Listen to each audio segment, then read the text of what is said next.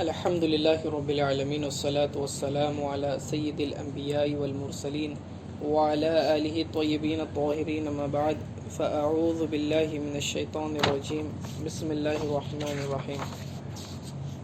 کل ہم نے انبیاء علیہ السلام پر ایمان لانے کے تعلق سے مختصر بحث کی تھی کہ انبیاء علیہ السلام کون ہوتے ہیں، ان کا مقصد کیا ہوتا ہے، رسول اور نبی میں کیا فرق ہے، پھر اس کے بعد ہمارے انبیاء علیہ السلام کے تعلق سے کیسا عقیدہ ہونا چاہیے، نبیوں کی صفات کیا ہوتی ہیں، اور خاتم النبیین حضور پاک صلی اللہ تعالی علیہ وسلم کا مرتبہ کیا ہے، ان کی شان کیا ہے۔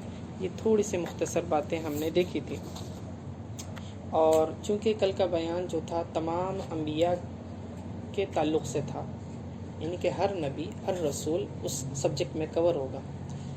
آج چونکہ ہم حضور پاک صلی اللہ علیہ وسلم کا کلمہ پڑھنے والے ہیں، اس لیے حضور پاک صلی اللہ علیہ وسلم کی مختصر سیرت نبوی جاننا ہر مسلمان کے لیے ضروری ہے۔ سیرت کسے کہتے ہیں؟ سیرت زندگی کے وہ تمام حالات کو کہتے ہیں جس کے اندر کسی پرسنالٹی کے، کسی شخصیت کے سارے آسپیکٹس اور اینگل کور ہوتے ہیں، اس کی لائف کے ہر اہم گوشے یہ اس کے اندر شامل ہو جاتے ہیں، ٹھیک ہے۔ اور سیرت کا مقصد کیا ہوتا ہے؟ تو سیرت پاک کی ہمیں ضرورت اس لیے ہے کیونکہ حضور پاک صلی اللہ علیہ وسلم کے تعلق سے اللہ رب العزت نے فرمایا ہے کہ انک لعلی خلق عظیم، کہ بے شک ہم نے کیا کیا ہے، آپ کو اعلیٰ اخلاق اور صفات والا بنایا ہے، ٹھیک ہے۔ تو حضور پاک صلی اللہ علیہ وسلم نے جو بھی کیا وہ بہترین اخلاق بن گئے، اور ہمارے لیے یہ ایک پریکٹیکل نمونہ ہے، ایک آئیڈیل ہے حضور پاک صلی اللہ علیہ وسلم کی شخصیت۔ اور حضور پاک صلی اللہ علیہ وسلم کی سیرت پڑھنے سے کئی فائدے حاصل ہوتے ہیں۔ ایک تو ہمیں احکام شرعیہ، یعنی جو دینی احکام اللہ تعالیٰ نے ہمیں کرنے کے لیے دیے ہیں، انہیں پریکٹیکلی کیسے کرنا ہے، یہ حضور پاک صلی اللہ علیہ وسلم کے عمل سے ہمیں پتہ چلتا ہے۔ دوسرا، اس کا مقصد یہ ہوتا ہے کہ حضور پاک صلی اللہ علیہ وسلم کی زندگی کے حالات پڑھنے سے ہمارے دل میں ان کی عزت، عظمت میں اور احترام اور عقیدت میں اضافہ ہوتا ہے۔ اسی طرح ایک جذبہ ایمانی پیدا ہوتا ہے اور مسلمانوں کے یقین میں پختگی آتی ہے۔ حضور پاک صلی اللہ علیہ وسلم کے ساتھ ان کا بندوں کا تعلق، امتیوں کا تعلق گہرا ہو جاتا ہے، مضبوط ہو جاتا ہے، اور جب حضور پاک صلی اللہ علیہ وسلم کی سیرت پڑھی جائے اس کی برکتوں سے امتیوں کو فائدہ ہوتا ہے، خوب برکتیں حاصل ہوتی ہیں، ٹھیک ہے۔ اب یہ بات ضرور یاد رکھیں کہ سیرت کی کتاب کو کبھی قصے کہانیوں کی کتاب سمجھ کے نہیں پڑھنا چاہیے۔ یہ ایک دینی علوم کا حصہ ہے، یہ کوئی قصے کہانیوں کی بات نہیں ہے بس حضور صلی اللہ علیہ وسلم کے حالات اور واقعات جان لینا، نہیں، اس کی صرف تاریخی حیثیت نہیں ہے، بلکہ حضور پاک صلی اللہ علیہ وسلم کی ساری زندگی، ان کی ذات طیبہ، ان کی ساری سیرت طیبہ ہمارے لیے گائیڈنس ہے، رہنمائی ہے۔ اور ایسا سمجھ کے چلیں کہ حضور پاک صلی اللہ علیہ وسلم نے جو بھی احکام شریعہ امت کو پہنچانے تھے اللہ کی طرف سے، وہ ہر چیز کر کے دکھائی ہے۔ اور جب تک ہم انہیں دیکھتے ہی نہیں، سیکھتے نہیں، ان کے اعلیٰ معیار کو نہیں دیکھتے، تو ہم یہ اندازہ نہیں لگا سکتے، یہ ججمنٹ نہیں لگا سکتے کہ ہم جس طرح احکام شریعہ پر عمل کر رہے ہیں یہی ایکسپیکٹڈ ہے یا نہیں۔ ایک ہے نماز پڑھنا، ایک ہے حضور پاک صلی اللہ علیہ وسلم کے بتائے ہوئے طریقے کے مطابق نماز پڑھنا، ٹھیک ہے۔ ہر شخص نماز اگر پڑھ رہا ہو، کیا واقعی ہماری نماز حضور پاک صلی اللہ علیہ وسلم کے بتائے ہوئے طریقے کے مطابق ہے؟ پھر حضور پاک صلی اللہ علیہ وسلم کی ذات اقدس، ان کی سیرت دیکھیں، پھر ان کے تمام اقوال کو دیکھیں، ان کے طریقہ کار کو دیکھیں، تب سمجھ میں آتا ہے کہ اچھا یہ طریقہ ہے۔ کیا ہم واقعی اس ایکسپیکٹیشن کے مطابق، یعنی دین کے، شریعت کے ایکسپیکٹیشن کے مطابق عمل کر رہے ہیں؟ کوئی بھی عمل ہو۔ اللہ رب العزت قرآن پاک میں فرماتا ہے لَقَدْ كَانَ لَكُمْ فِي رَسُولِ اللَّهِ أُسْوَةٌ حَسَنَةٌ، یعنی یقیناً رسول اللہ صلی اللہ علیہ وسلم کی مبارک زندگی میں تمہارے لیے بہترین نمونہ ہے۔ تو یہ سورہ احزاب کی آیت ہے جس میں اللہ تعالیٰ بندوں کو یہ حکم دے رہا ہے کہ حضور پاک صلی اللہ علیہ وسلم کی سیرت کو دیکھو اور ان جیسے اخلاق کو اپناؤ، ان کے طریقہ کار کو اپناؤ۔ تو سیرت کہتے کسے ہیں؟ حضور پاک صلی اللہ علیہ وسلم کی پیدائش سے لے کے ولادت سے لے کر وصال تک، ان کے ظاہری انتقال تک، تمام آسپیکٹس، تمام گوشے اور آپ کی ذات مقدس کے جتنی صفات عالیہ ہیں، عبادات کے طریقے ہیں، ان کے معاملات ہیں، ان کے فضائل ہیں، معجزات، ان کے احوال، ان کے ارشادات وغیرہ کا جامع بیان، کلیکٹیو مضمون جو ہے سیرت کہلاتا ہے۔ سمجھ میں آ گیا سیرت کیا ہے؟ ٹھیک ہے، حضور پاک صلی اللہ علیہ وسلم کی انٹائر لائف کا پکچر ہوتا ہے یہ۔ ٹھیک ہے، اب حضور پاک صلی اللہ علیہ وسلم کی ولادت کے تعلق سے آتا ہے کہ اللہ رب العزت نے آپ کا نور سب سے پہلے پیدا فرمایا، اگرچہ کہ اللہ رب العزت نے حضور پاک صلی اللہ علیہ وسلم کو سب سے آخر میں بھیجا ہے، آخری نبی بنا کر بھیجا ہے، لیکن پیدائش کے اعتبار سے حضور پاک صلی اللہ علیہ وسلم اول ہیں۔ جامع ترمذی کی حدیث ہے، حضرت ابو ہریرہ رضی اللہ تعالی عنہ نے عرض کیا، یا رسول اللہ صلی اللہ علیہ وسلم، آپ کے لیے نبوت کب واجب ہوئی؟ آپ نبی کب بنے؟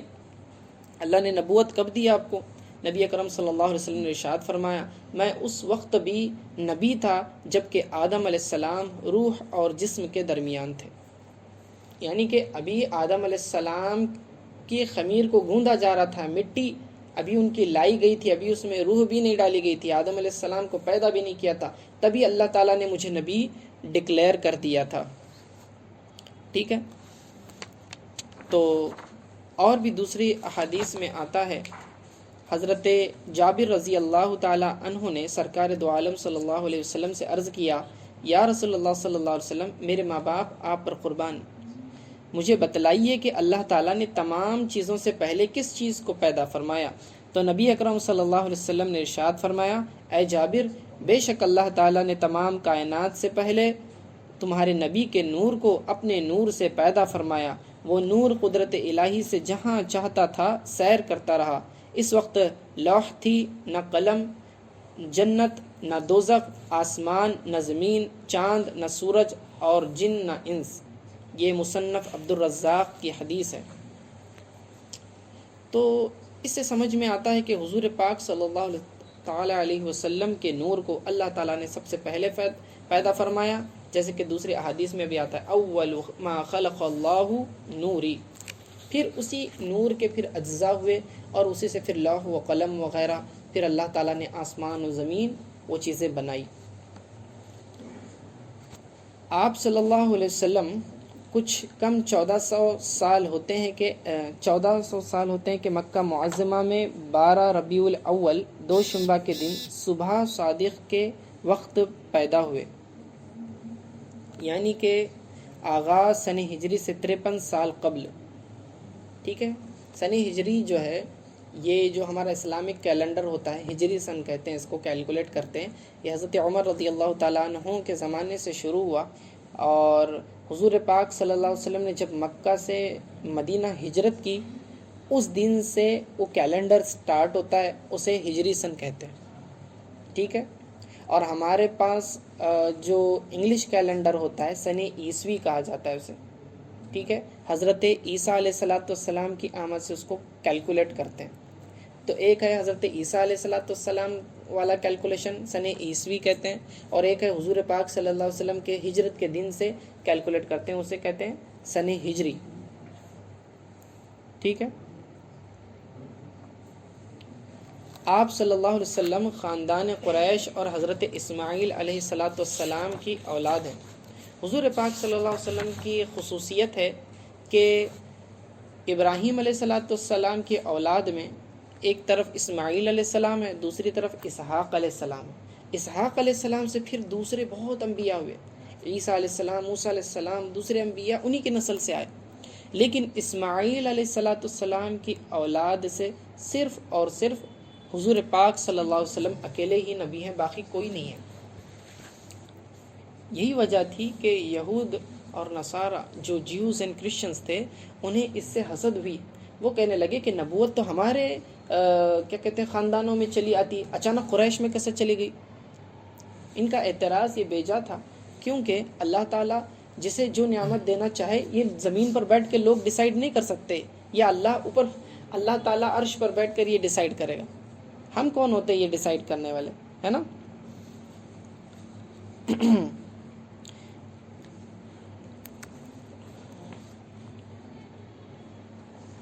جامع الاحادیث میں آتا ہے کہ آدم علیہ السلام سے میری پیدائش تک زمانہ جاہلیت کی کسی چیز نے مجھے نہیں چھوا. کہتے ہیں کہ آدم علیہ السلام سے لے کر حضور پاک صلی اللہ علیہ وسلم کی پیدائش تک جتنے بھی افراد حضور کی نسل کے ہیں، یعنی آدم علیہ السلام سے پھر جو نسل چلی حضور پاک صلی اللہ علیہ وسلم تک، کوئی بھی جو ہے بدکار نہیں تھا، ٹھیک ہے، کوئی بھی جاہلیت کے طریقے پر نہیں تھا، سب کے سب موحد تھے، سب کے سب اللہ کی عبادت کرنے والے لوگ تھے. یہ حضور پاک صلی اللہ علیہ وسلم کی خصوصیت ہے.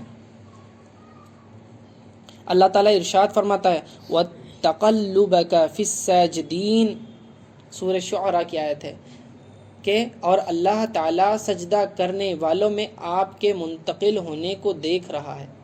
یعنی کہ ہم نے جس نسل میں آپ کو بھیجا ہے ان میں سے ہر فرد اللہ تعالیٰ کے لیے ہی سجدہ کرنے والا تھا. یہ قرآن سے بھی ثابت ہے.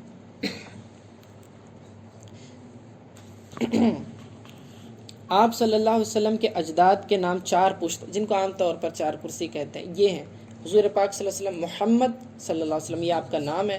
بن عبداللہ، یہ ان کے فادر ہیں، ان کے والد ہیں. بن عبد المطلب، یہ ان کے دادا ہیں.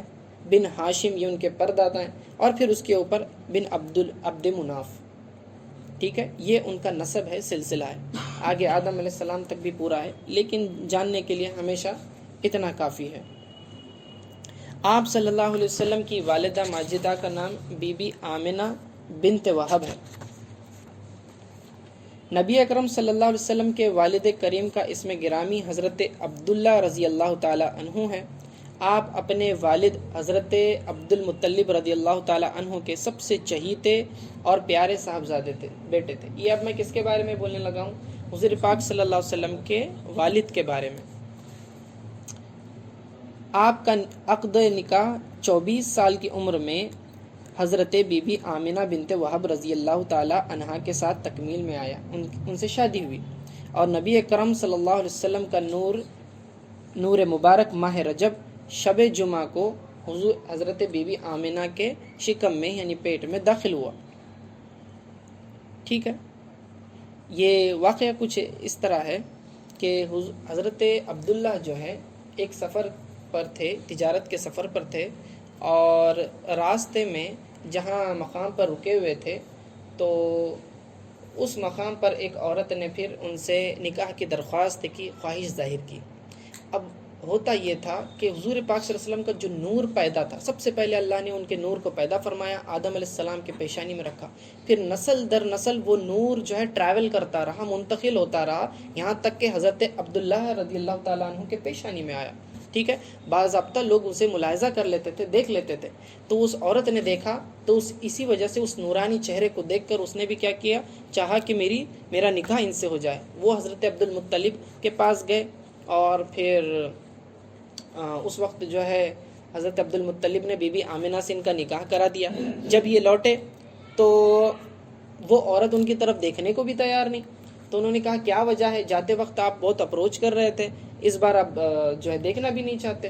تو فرمایا کہ وہ کہنے لگی عورت کہ میں نے تمہاری پیشانی میں ایک نور کو دیکھا تھا جو اب نہیں ہے، اس کا مطلب تمہاری شادی ہو گئی. بولے سمجھے، یعنی کہ وہ نور منتقل ہو چکا ہے کسی اور عورت کے پیٹ میں. میں چاہتی تھی کہ وہ نور مجھے ملے، ہے نا.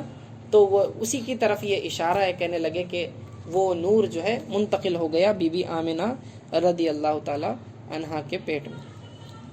حضرت آپ حضور پاک صلی اللہ علیہ وسلم جو ہیں ابھی 2 مہینے کے تھے کہ یعنی پیٹ میں آپ کے والد ماجد حضرت عبداللہ رضی اللہ تعالی عنہ تجارت کے لیے ملک شام روانہ ہوئے، اور واپسی کے وقت مدینہ منورہ میں 1 ماہ کی بیماری کے بعد بیمار ہو گئے. 1 مہینے بیمار رہے. اس کے بعد قبیلہ بنو عدی بن نجار میں وفات پائی، انتقال ہو گیا. اور وہیں دار نابغہ میں آپ کی تدفین مبارک عمل میں آئی. وصال کے وقت آپ کی عمر شریف صرف 25 برس تھی. کتنی؟ صرف 25 برس تھی. مدینہ منورہ کے بعض بزرگوں سے سنا گیا ہے کہ دار نابغہ میں کھدوائی کے موقع پر آپ کی قبر مبارک برآمد ہوئی، اور کیا دیکھتے ہیں کہ آپ کا جسم میں مبارک جوں کا توں سلامت ہے، کفن مبارک بھی متاثر نہیں ہوا۔ وہاں سے آپ کے جسم مبارک کو جنت البقیع میں منتقل کر دیا گیا، ٹھیک ہے، پھر جنت البقیع قبرستان میں ان کو لے جایا گیا۔ اب یہ بات اچھی طرح سے جان لیں کہ حضور پاک صلی اللہ علیہ وسلم کے والدین بھی جو تھے ان کی ایمان پر ہی وفات ہوئی ہے، ٹھیک ہے، ان کی ایمان پر ہی وفات ہوئی ہے۔ کوئی بھی حضور پاک صلی اللہ علیہ وسلم کے والدین کریمین پر جو ہے الزام نہیں لگا سکتا۔ کیوں؟ دو باتیں ہوتی ہیں کہ نبی کی نبوت کا جب اظہار ہو جاتا ہے اس نبی پر ایمان لانا ضروری ہوتا ہے، اور جب تک کوئی نبی نہیں آتا ہے اسے کہتے ہیں زمانہ فطرت، اور اس زمانے میں صرف اللہ کو مان لینا یہ کافی رہتا تھا نجات کے لیے، ٹھیک ہے، صرف اللہ کو مان لینا بس یہ کافی رہتا تھا، کیونکہ اس وقت کوئی احکام نہیں، کوئی نبی نہیں، پیغام نہیں، بات سمجھ رہے ہیں؟ تو کوئی احکام نہیں ہوتے تھے، ایکسپیکٹیشن اتنی رہتی کہ وہ بس کیا کرے، اپنے ایمان کو داغدار نہ ہونے دیں، یعنی صرف اللہ کی عبادت کرنے والے لوگ ہوں، ٹھیک ہے۔ تو یہ زمانہ فطرت کا زمانہ ہے، اور اس زمانے میں کفر و شرک ان سے بالکل سرزد نہیں ہوا تھا، ان کے والدین سے۔ اور تیسری یہ بھی ایک روایت ہے کہ حضور پاک صلی اللہ علیہ وسلم نے بطور معجزہ جو ہے اپنے والدین کو زندہ کر کے انہیں کلمہ بھی پڑھایا ہے، یہ بھی ایک روایت موجود ہے، ٹھیک ہے، تو اس لیے ان کے والدین پر اعتراض نہیں ہوتا ہے۔ اور تیسری وجہ یہ کہ حضرت بی بی آمنہ اور حضرت عبداللہ یہ حضور پاک صلی اللہ علیہ وسلم سے پہلے جو ہے دین ابراہیمی پر تھے، یعنی ابراہیم علیہ السلام کا جو مذہب چلا آ رہا تھا ان کی تعلیمات پر عمل کرتے تھے، کیونکہ ابھی تک تو حضور پاک صلی اللہ علیہ وسلم نے اعلان نبوت کیا ہے نہیں، نئے احکام تو بتائے نہیں ہیں، تو پھر عمل کرنا کہاں سے لازم آئے گا، ہے نا؟ تو جو پچھلے نبی تھے، پچھلے نبی کے احکام یعنی کہ حضرت دین ابراہیمی، ابراہیم علیہ السلام کے دین پر عمل کیا کرتے تھے، ٹھیک ہے۔ تو جس کی دلیل جو ہے ایک آپ دیکھ رہے ہیں کہ قرآن پاک کی وہ جو سورہ شعراء کی میں نے پڑھی کہ اللہ تعالیٰ نے آپ کو فرمایا کہ اللہ تعالیٰ آپ کو دیکھ رہا ہے جب آپ سجدہ کرنے والوں میں منتقل ہو رہے تھے، ہے نا؟ تو سجدہ کرنے والے کون ہیں؟ یہ والدین ہیں، ان کی پوری نسل ہے، برابر؟ تو یہ والدین سجدہ کرتے تھے، کس کو کرتے تھے؟ اللہ تعریف فرما رہا ہے نا، تو اللہ کی عبادت کرتے تھے، سجدہ کرتے تھے اللہ کو، تو انہی کی بات ہو رہی ہے، ٹھیک ہے۔ پھر آپ کے دادا جو ہیں حضرت جناب عبد المطلب رضی اللہ تعالیٰ عنہ کے حالات۔ نبی اکرم صلی اللہ علیہ وسلم کے پردادا حضرت ہاشم کی شادی بنو نجار کے خاندان میں ہوئی۔ آپ سے ایک صاحبزادے پیدا ہوئے جن کا نام شیبہ تھا، مگر عبد المطلب سے مشہور ہوئے۔ آپ بڑے ذی وقار تھے، خانہ کعبہ کا انتظام آپ کے ذمے میں تھا۔ حضرت ابراہیم علیہ السلام کے بعد زمزم کا کنواں استعمال کے قابل نہیں رہ گیا تھا، ٹھیک ہے، تو آپ نے اس کو پھر سے جاری کیا، اس کی صفائی کی، کلیننگ کی، ٹھیک ہے۔ اس کے اندر بہت ساری چیزیں لوگوں نے پھینک دی تھی، رو سامان ڈال دیا ہوا تھا، اور مطلب بھنگار سامان وغیرہ جو ہوتا ہے سارا کچھ اس میں پھینک کر رکھا ہوا تھا۔ حضرت عبد المطلب نے پورے اس کی کلیننگ کروائی، ٹھیک ہے، پھر اس کو دوبارہ جاری کیا۔ آپ کو اللہ تعالیٰ نے 10 بیٹے عطا فرمائے تھے، جن میں سے چند کے نام یہ ہیں: حضرت حمزہ رضی اللہ تعالیٰ عنہ، حضرت عباس رضی اللہ تعالیٰ عنہ، حضرت عبداللہ رضی اللہ تعالیٰ عنہ، حضرت ابو طالب، اور پھر ابو لہب بھی جو ہے حضرت عبد المطلب کے بیٹوں میں سے، یہ بات یاد رکھیں۔ تو یہ جو ہے کون ہو گئے؟ حضرت عبد المطلب حضور کے دادا، اور ان کے بیٹے حضور پاک صلی اللہ علیہ وسلم سے کیا نسبت ہوں گی؟ چچا۔ تو یہ سارے چاچاؤں کے نام ہیں، حضور پاک صلی اللہ علیہ وسلم کے چچا ہیں، اور بعد میں یہ ایمان لائے تھے۔ حضرت حمزہ، حضرت عباس، حضرت عبداللہ، یہ ان لوگوں نے ایمان لائے۔ حضرت ابو طالب کے تعلق سے اختلاف ہے، بعض علماء فرماتے ہیں ایمان لائے، بعض کہتے ہیں کہ نہیں، بہرکیف، لیکن ابو لہب کے تعلق سے تو بالکل قرآن نے کہہ دیا کہ یہ کافر ہے، ٹھیک ہے، یہ جہنمی ہے۔ حضرت عبد المطلب رضی اللہ تعالیٰ عنہ نے زمزم شریف کے کنویں کو پانے پر اپنا ایک فرزند قربان کرنے کی منت مانی تھی، یعنی کہ اگر یہ زمزم کا کنواں، اس کا قبضہ یا اس کی اتھارٹی، اس کے متولی اگر میں بن گیا تو میں اپنے ایک بیٹے کو قربان کر دوں گا، یہ منت مانی تھی۔ اور روایت میں ہے کہ آپ نے یہ منت مانی تھی کہ ان کو اللہ تعالیٰ 10 لڑکے عطا کرے تو ایک کی قربانی دے دیں گے، اپنے بیٹے کی قربانی دے دیں گے۔ تمنا کے مطابق 10 لڑکے ہوئے تو قربانی کے لیے قرعہ ڈالا گیا، یعنی کس بیٹے کو قربان کیا جائے، تو چٹیاں بنا کے نا اس میں سے ایک پک اپ کرتے ہیں مکس کر کے، اس کو کہتے ہیں قرعہ اندازی۔ تو اس میں سے ہر بار حضرت عبداللہ رضی اللہ تعالیٰ عنہ کا نام نکلا۔ اب یہ کون ہے عبداللہ؟ حضور پاک صلی اللہ علیہ وسلم کے والد ہیں، ہر بار قربان کرنے کے لیے نام انہی کا نکلتا تھا، مگر خاندانی افراد، اعزاء اور رشتہ داروں نے سب نے اصرار کیا کہ انہیں قربان نہ کیا جائے، تو تدبیر یہ نکالی کہ آپ کے نام کے ساتھ ابتدا میں 10 اونٹوں کا قرعہ ڈالا جائے گا، چٹیاں ڈالی جائے گی، ٹھیک ہے، جب تک کہ آپ کا نام قرعہ میں آتا رہے گا اونٹوں کی تعداد کو بڑھاتے جائیں گے، اور جب ان کا نام نہیں نکلے گا تو جتنے اونٹ نکلے اتنوں کی قربانی کریں گے۔ تو کہتے ہیں کہ پہلے حضرت عبداللہ کا نام 10 اونٹوں کے ساتھ ڈالا گیا، ٹھیک ہے، تو حضرت عبداللہ کا نام نکلا، پھر 10 اور بڑھا دیے گئے، کتنے ہوئے؟ 20 ہو گئے، پھر نکالے تو نام پھر عبداللہ کا نکلا، پھر اس کے بعد پھر 10 بڑھا دیے، 30، 40، 50، 60، 70، 80، 90، 100 اونٹ ڈالے تو نام نہیں نکلا، تو حضرت عبد المطلب رضی اللہ تعالیٰ ان کے دادا نے 100 اونٹ قربان کیے۔ کتنے؟ 100 اونٹ قربان کیے، فدیہ ہوا جان کا، کن کا؟ حضرت عبداللہ رضی اللہ تعالیٰ عنہ کا، ٹھیک ہے۔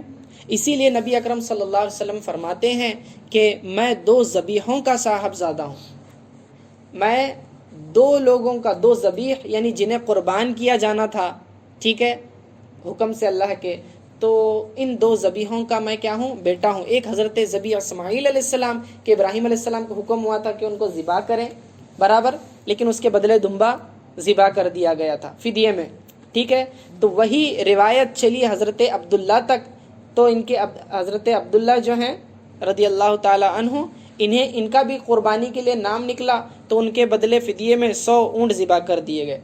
تو 2 ذبیحوں کے نسل سے حضور پاک صلی اللہ علیہ وسلم ہے، ٹھیک ہے۔ حضرت آمنہ رضی اللہ تعالی عنہ کے وصال مبارک کے 2 سال بعد حضرت عبد المطلب رضی اللہ تعالی عنہ کا وصال ہوا، جبکہ نبی اکرم صلی اللہ علیہ وسلم کی عمر شریف 8 سال تھی۔ تو حضور پاک صلی اللہ علیہ وسلم کا یہ نور حضرت عبد المطلب رضی اللہ تعالیٰ عنہ سے حضرت عبداللہ رضی اللہ تعالیٰ عنہ میں منتقل ہوا، اور علامتیں یہ ہوا کرتی تھی کہ جو کوئی یہودی مکہ معظمہ میں آتا، حضرت عبداللہ رضی اللہ تعالیٰ عنہ کے چہرے مبارک میں نور کو دیکھ کر کہہ اٹھتا، لوگو یہ نور عبداللہ کا نہیں محمد بن عبداللہ ہے، محمد بن عبداللہ کا نور ہے صلی اللہ علیہ وسلم، کیونکہ جب وہ کسی سوکھے درخت کے نیچے بیٹھتے تو وہ درخت ہرا بھرا ہو کر ان پر اپنی ڈالیاں جھکا دیتا تھا، جب سوکھی زمین پر ٹھہرتے تو زمین پر گھاس اگ آتی۔ کس کی بات چل رہی ہے؟ حضور پاک صلی اللہ علیہ وسلم کے والد کے بات چل رہی ہے۔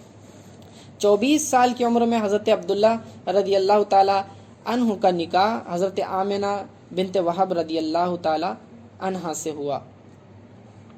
تو اس کے بعد ان کی تشریف لانے کے لیے زمین اور آسمان میں فرشتوں نے پھر اعلان کرنے شروع کر دیے۔ حمل شریف کی مدت مکمل ہونے کے بعد جو ہے فرشتے اعلان کرتے ہیں کہ سنو، بے شک وہ نور مکنون و مخزون جس سے نبی ہادی صلی اللہ علیہ وسلم تشریف لانے والے ہیں، آج اپنی والدہ ماجدہ کے شکم مبارک میں جو ہے متمکن ہو چکا، حمل شریف میں مدت مکمل کرنے کے بعد بشیر و نذیر کی شان سے دنیا میں جلوہ گر ہونے والا ہے۔ اس رات کو قریش کے سارے جانور بول اٹھے کہ رب کعبہ کی قسم، آج رسول اللہ صلی اللہ علیہ وسلم کا نور مبارک حضرت آمنہ رضی اللہ تعالی عنہا کے پاس آ چکا۔ دیکھیں مخلوق میں بات پہلے سے مشہور ہو رہی ہے، کچھ امپورٹنٹ انسیڈنٹس ہونے والے ہیں، بہت بڑا واقعہ ہونے والا ہے، کچھ بہت بڑا ایونٹ ہونے والا ہے، تو اس کا چرچا پہلے ہوتا ہے، ایڈورٹائزمنٹ پہلے ہوتی ہے، مارکیٹنگ پہلے ہوتی ہے۔ تو اسی طرح حضور پاک صلی اللہ علیہ وسلم کے دنیا میں تشریف آوری سے پہلے، ان کے آنے سے پہلے اتنی اہم پرسنالٹی آنے والی ہے جو زمین و آسمان کے نبی بنائے جانے والے ہیں، تو ایسی شخصیت کا اعلان ہر مخلوق کے زبان پر جاری، فرشتے بھی جان رہے ہیں، جانور بھی جان رہے ہیں، باقی دوسری مخلوق بھی جان رہی ہے۔ مواہب الدنیا میں اسے روایت کیا گیا ہے۔ کہتے ہیں کہ نبی اکرم صلی اللہ علیہ وسلم جب اپنی والدہ ماجدہ کے پیٹ میں تھے، شکم کہتے ہیں پیٹ کو، تو میں لفظ شکم مبارک استعمال کروں گا تعظیم کے طور پر. تو شکم مبارک میں رہنے کے زمانے میں آپ کی والدہ ماجدہ جب راستہ چلتی تو جو پتھر ان کے مبارک قدموں کے نیچے آتا وہ موم کی طرح نرم ہو جاتا، اور جب آپ کنویں پر پانی لینے جاتی تو پانی سیننے کی ضرورت نہیں پڑتی، پانی خود بخود اوپر آ جاتا. سبحان اللہ سبحان اللہ. تو نبی اکرم صلی اللہ علیہ وسلم کی شب ولادت کئی عجائبات ظاہر ہوئے، ان میں سے چند ایک یہ ہیں کہ نبی اکرم صلی اللہ علیہ وسلم کی ولادت کے وقت حضرت آمنہ رضی اللہ تعالی عنہا سے ایک ایسا نور ظاہر ہوا کہ آپ کو ملک شام کے محلات نظر آنے لگ گئے. یہ مسند امام احمد میں حدیث موجود ہے. اور جب آقا علیہ الصلوۃ والسلام کی پیدائش ہوئی تو خانہ کعبہ میں رکھے ہوئے بت اوندھے گر گئے. حضور پاک صلی اللہ علیہ وسلم کے تشریف آوری سے پہلے نا خانہ کعبہ میں 360 بت رکھے ہوئے تھے، مورتیوں کی پوجا ہوا کرتی تھی، کیونکہ دین ابراہیمی کی صورت بالکل مسخ ہو چکی تھی. زمانے کے گزرنے کے ساتھ ساتھ لوگ لاپرواہی کرتے ہیں احکام پر عمل کرنے میں، ہوتے ہوتے دین کے احکامات لوگ بھول چکے تھے اور بت پرستی میں لگ گئے تھے. تو وہ بت کعبے میں رکھے ہوئے تھے 360 بت، اور ان کا ماننا یہ تھا کہ ہر ضرورت کے لیے ایک الگ بت ہے، الگ خدا. تو 360 خدا بنا کر رکھے ہوئے تھے اپنے ہاتھوں سے. لیکن آقا علیہ الصلوۃ والسلام جیسے ہی پیدا ہوئے وہ سارے کے سارے بت اوندھے منہ گر پڑے. شاہ ایران کسرا کے محلات لرز گئے، جو وہاں کے محل تھے ایران کے، تو وہاں کے محل جو ہے ہل گئے اور ان کے 14 کنگرے گر پڑے. دریائے ساوا خشک ہو گیا، 1000 برس کا آتش کدائے فارس بجھ گیا. فارس میں لوگ جو ہے آگ کی پوجا کرتے تھے، تو 1000 سال سے وہاں آگ جل رہی تھی. ایک بہت بڑا سا ان کا احاطہ تھا، اس کے اندر آگ جلتی تھی، لوگ اس کی پوجا کرتے تھے. 1000 سال سے وہ آگ بجھی ہوئی نہیں تھی. جیسے ہی آقا علیہ السلام پیدا ہوئے وہ آگ بجھ گئی. یہ سب علامتیں تھیں کہ شرک اور کفر کی علامتیں اس دنیا سے اب مٹنے والی ہیں. حضرت مریم علیہ السلام اور حضرت آسیہ علیہ السلام ماں حوران بہشت حاضر ہوئی. ڈیلیوری کے وقت حضرت بی بی آمنہ کے پاس کون آئے؟ روحانی طور پر بی بی مریم بھی آئی ہیں، حضرت آسیہ بھی آئی ہیں. کون ہے یہ؟ فرعون کی بیوی ہیں، ایمان لائی ہوئی. تو یہ جو ہے حوروں کے ساتھ، جنت کی حوروں کے ساتھ کہاں آئی ہیں؟ بی بی آمنہ کے پاس آئی ہوئی ہیں. اور فرشتوں نے حضرت آمنہ رضی اللہ تعالی عنہ کے حجرے پر، ان کے کمرے پر اپنے پروں سے سایہ کر لیا، کور کر لیا. اسے خصائص کبریٰ نے بھی نقل کیا ہے. ولادت باسعادت کے ساتھ ہی نبی اکرم صلی اللہ علیہ وسلم نے سجدہ فرمایا. پیدا ہوتے ہی سب سے پہلے کیا فرمایا؟ سجدہ کیا، جبکہ شہادت کی انگلی آسمان کی جانب اٹھی ہوئی تھی. ندا آئی کہ انہیں مشرق و مغرب اور سمندروں کی سیر کراؤ تاکہ تمام مخلوق، فرشتے، مچھلیاں وغیرہ آپ کے نام نامی اور صفات عالیہ کی معرفت کے ساتھ آپ کے رخ انور کا دیدار کر لیں. تو کہتے ہیں کہ آسمان سے پھر ایک بادل کا ٹکڑا آیا، بادل نما نور کا بادل، کہ حضور پاک صلی اللہ علیہ وسلم کو لیا اور زمین و آسمان کی انہیں سیر کرائی تاکہ ساری مخلوق انہیں دیکھ لے، ہر کریشن جو موجود ہے وہ دیکھ لے. ٹھیک ہے، ہر سپیشیز انہیں دیکھ لے، جان لے کہ حضور پاک صلی اللہ علیہ وسلم آ چکے ہیں. آسمانوں پر ولادت مصطفیٰ صلی اللہ علیہ وسلم کی خوشی ہوئی. امام جلال الدین سیوطی رحمۃ اللہ تعالیٰ علیہ بہت بڑے محدث ہیں، انہوں نے کتاب لکھی الخصائص الکبریٰ، اس کے اندر یہ واقعات تفصیل سے موجود ہیں. میں صرف سمری سنا رہا ہوں، بلٹ پوائنٹ سنا رہا ہوں، تفصیل تو آپ پھر بعد میں انشاءاللہ خود پڑھ لیں. کہتے ہیں کہ حضرت عمرو بن قتیبہ رضی اللہ تعالیٰ عنہ فرماتے ہیں کہ میں نے اپنے والد کو فرماتے ہوئے سنا، ان کے پاس علم کا خزانہ تھا. وہ بیان کرتے ہیں کہ جب نبی اکرم صلی اللہ علیہ وسلم کی ولادت باسعادت کا وقت آیا تو اللہ تعالیٰ نے اپنے فرشتوں کو حکم دیا کہ تمام آسمانوں اور تمام جنتوں کے دروازے کھول دیں اور زمین پر حاضر ہو جائیں. تو تمام فرشتے زمین پر حاضر ہو گئے اور آپس میں ایک دوسرے کو مبارکبادیاں دینے لگے. ولادت کی خوشی میں دنیا کے پہاڑ اونچے ہو گئے، سمندر کی موجیں بلند ہو گئیں، سمندر کی مخلوق آپس میں ایک دوسرے کو مبارکباد دینے لگی. آپ کے اکرام میں تمام فرشتے حاضر ہو چکے تھے۔ شیطان کو 70 بیڑیوں میں جکڑ دیا گیا اور اسے سب سمندر کی گہرائی میں منہ کے بل ڈال دیا گیا۔ شیاطین اور سرکش جنات کو قید و بند کی زنجیروں میں جکڑ دیا گیا۔ اس دن سورج کو نور عظیم سے آراستہ کیا، اسپیشل نور ملا کسے؟ سورج کو، اور اس کے اوپر فضا میں 70,000 حوروں کو ٹھہرایا گیا کہ وہ حضور اکرم صلی اللہ علیہ وسلم کی ولادت باسعادت کی گھڑیوں کا انتظار کرتی رہیں۔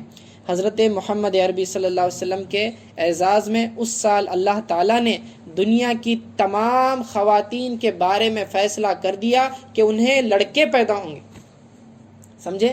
یعنی جس دن حضور پاک صلی اللہ علیہ وسلم پیدا ہوئے اس دن اور اس سال جتنے بھی عورتیں حمل سے تھیں سب کو صرف لڑکے پیدا ہوئے، کسی کو لڑکی پیدا نہیں ہوئی۔ کیا وجہ ہے اس کی؟ تو علماء اس کی ایک وجہ فرماتے ہیں کہ زمانے جاہلیت میں یہ ہوا کرتا تھا کہ جب کبھی لڑکی پیدا ہوتی تھی اسے بچپن میں ہی مار دیا جاتا، زندہ دفن کر دیا جاتا تھا، اتنی نفرتیں کرتے تھے۔ لیکن حضور پاک صلی اللہ علیہ وسلم تمام جہانوں کے لیے رحمت بنا کر بھیجے گئے۔